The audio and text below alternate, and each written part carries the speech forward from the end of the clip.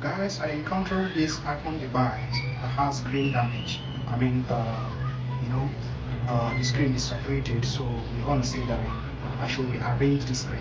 So let's do this together. I already do the hard work. Let's go!